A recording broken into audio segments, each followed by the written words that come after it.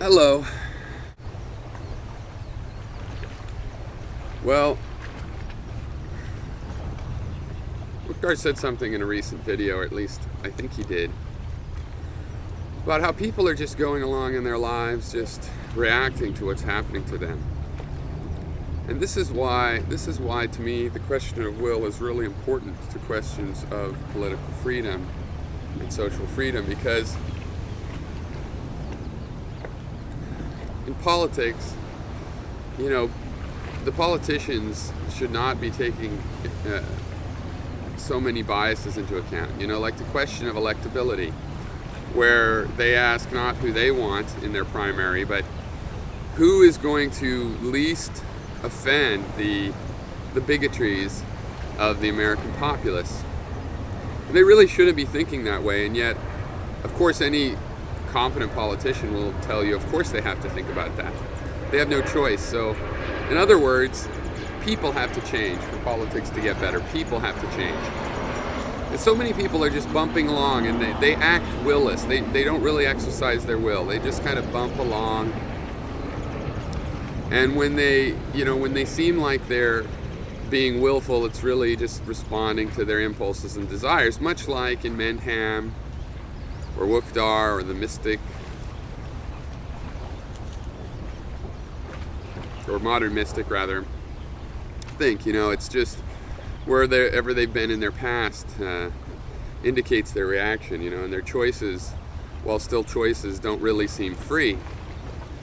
But you see, I think that's the problem. I think these people are mindless, and this is why we talk about people waking up. Wake up. This is the problem. We need people to wake up, take responsibility, and think. I have a lot of faith in humans. I believe that humans have the potential. That's really what I have the faith in. This account Saturnine Films, this guy Cody, he wrote something recently called Fuck Hope. And, I don't know if you've seen these videos of mine, but, I wrote I've talked about hope. I'm not a big fan of hope. I think hope is for the weak and whatnot, but that's not to say that the weak don't need hope. They do. It's just that hope is what you have when you give up being able to do anything about something. And if you can do something about something, then you don't need hope. You just need time. And that requires a strong will. I don't want people's wills to wake up. I think people's wills are slumbering. People are not using the will that they have as humans.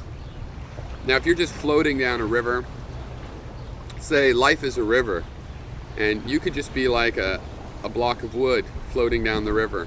And there's a lot of advantages to that. One, you get to relax, and the flow of the river is sort of beautiful and relaxing in itself, so you will have interesting motion. But of course, the negative side is you might end up in some log jam that you don't really want to end up in.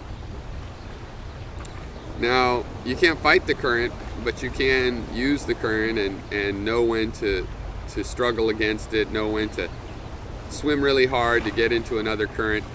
And I think that's a much better way to live. And I think human beings, when they actually put thought into these things, they generally will figure them out. The problem is when they're not thinking. So I don't want to give people a pass on not having a strong will. People need to strengthen up their will.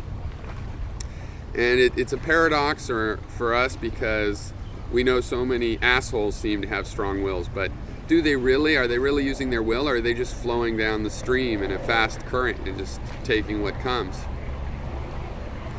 I think people, if you refine your will, then you're going to be on the path of enlightenment, because to have a strong will involves a good analysis of what the results of that will are and what the resultant perceptions are.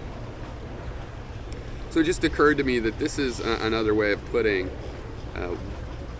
why I do not think this is an esoteric issue, like some of the issues in philosophy that I care about and I do think are important, but I understand that they're esoteric. Kind of in the same sense that not everybody needs to learn medical science. It's important, but we only need a few people to learn medical science and apply it to the rest of us. There's certain things, there's a lot of things in philosophy like that. But this question of free will isn't one of them. People need to wake up. They need to stop acting like automatons. They need to take responsibility for their actions and their conditions, for the changing of their situations.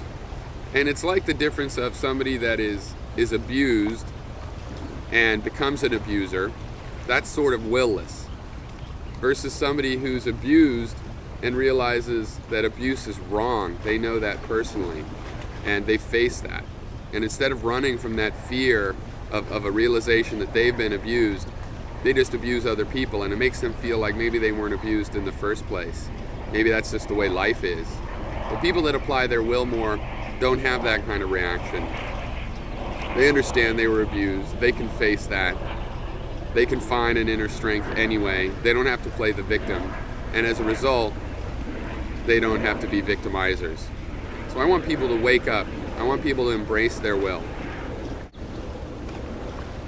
Because for us to have a sustainable world, there has to be equality. People can't be getting the shaft all the time. The situation that humans have right now is worse than the situation of the jungle. To wander free in the jungle, metaphorical, the forest, the jungle, the wild, the state of nature, and maybe be subject to some predator, that's less horrible than what we have right now, where we have systems of oppression where you don't get to wander free in the first place, and your oppression is constant.